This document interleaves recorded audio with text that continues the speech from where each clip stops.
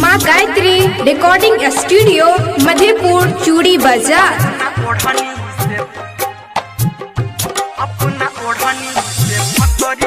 Music by DJ Guddu राज। ये साथ छोड़ तो पहले बता देते, साथ छोड़ तो पहले बता देते, अपना ओढ़नी से फसरी लगा देते, अपना ओढ़नी से फसरी लगा देते, अपना ओढ़नी से फसरी लगा देते। हमारा दिल के तू सारा पूरा जैता,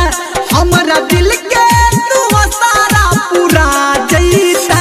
अपना ओढ़नी से फसरी लगा देते, अपना ओढ़नी से फसरी लगा देते, अपना ओढ़नी से फसरी लगा देते, अपना ओढ़नी से फसरी लगा देते, अपना ओढ़नी से, अपना ओढ़नी से, अपना ओढ़नी से डीजे गुड्डू मधुवाली, डीजे गुड्डू मधुवाली,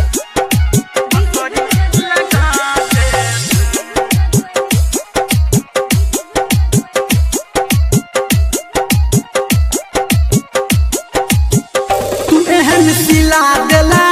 सिकवा गिला केला, छोड़ला हाथ हमर छोड़ला साथ हमर, देला तू दिल पे जखम सहिले लौगे हम, बस इतने ये गम आँख हमर ये नम, भले तू दूर भजो हमर जान लगो, अपन याद दजो अपन याद लजो, तू हमर जान छगे हमर प्राण छगे, तू हमर शान छगे तू हमर प्राण छगे, अपन नाम द दे भले बदनाम क दे, दीवाना तोहर कहो दुख तो डाल सहो, हे तो एहसास तोरा दोसर हमर जोड़ा, तोरा नहीं भेटतोगे साथ नहीं कटतोगे, हम तो हार गेलौं मन के जायर लेलौं, तू नहीं बन गए हमर हमारा भेल सबर, हम का नहीं छी भले दिल जलैया भले, हिलैया धरती गे हमारा पैर तले, आबे नहीं मौत हमर जेबै गे हम केम्हर, हंसैया गे नगर और गाम शहर, बस इतने तू बता चलो हम कौन खता, छोड़ला साथ हमर पकड़ल हाथ हमर,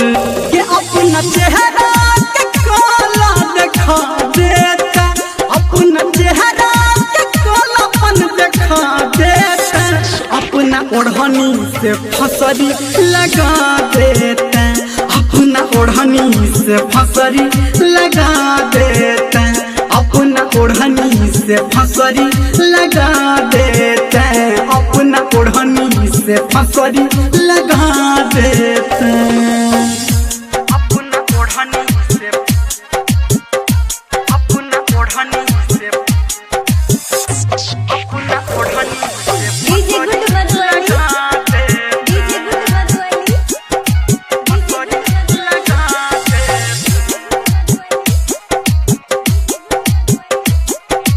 अभी आप सुन रहे हैं सावरिया म्यूजिक। दिल हसीना के चुआ छोड़ नगीना, डसले हमारा एना पीने छी जहर जना, रास्ता साफ करके हमारा हकात करके, सब कुछ नाश करके झूठो आस दके, चलो विश्वास हम तोरा पे आस हम नहीं जानलोगे तोरा नहीं चिन्हलोगे,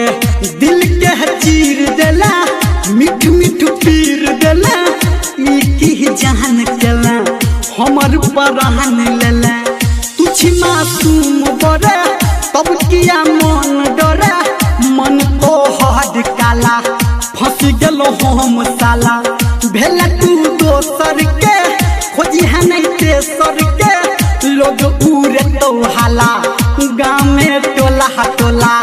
लल तू हमर दुआ खई है तू दूर पुआ जो खुश रही है जानू दिलियो जीवन दान फटैया हमर छाती लगैया हमर दाँती मचला एहन कहर तर पीसा तो कहर हमर खून क दे अपन याद द दे हम भूला देबोगे हम भूला देबोगे अकेला छोड़ देला मुँह तू मोड़ लेला बस इतने ये गम बस इतने ये गम के कहो धर्मेंद्र एक बेर हंसा जैता कहो निर्मलिया एक बेर हंसा जैता अपना ओढ़नी से फसरी लगा देता